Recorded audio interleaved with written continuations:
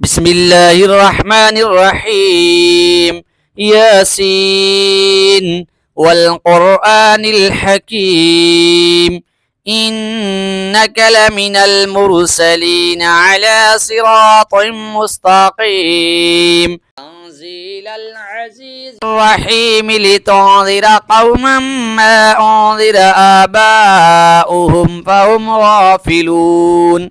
لقد حق القول على أكثرهم فهم لا يؤمنون إنا جعلنا في أعناقهم أغلالا فهي إلى الأذقان فهم مقمحون وجعلنا من بين أيديهم سدا ومن خلفهم سدا فأغشيناهم فهم لا يبصرون وسواء عليهم أأنذرتهم أم لم تنذرهم لا يؤمنون إنما تنذر من اتبع الذكر وخشي الرحمن بالغيب فبشره بمغفرة وأجر كريم إنا نحن نحيي الموتى ونكتب ما قدموا وآثارهم وكل شيء أحصيناه في إمام مبين واضرب لهم مثلا أصحاب القرية إذ جاءها المرسلون إذ أرسلنا إليهم اثنين فكذبوهما فعززنا بثالث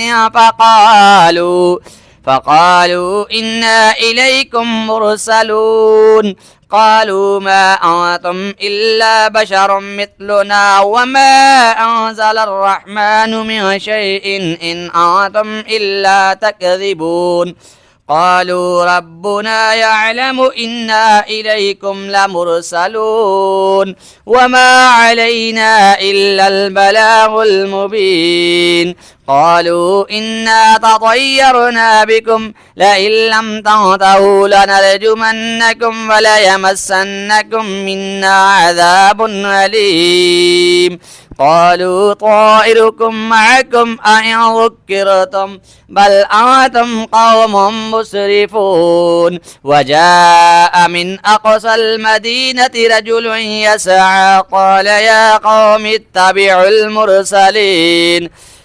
اتبعوا من لا يسألكم أجرا وهم مهتدون صدق الله المولانا العظيم.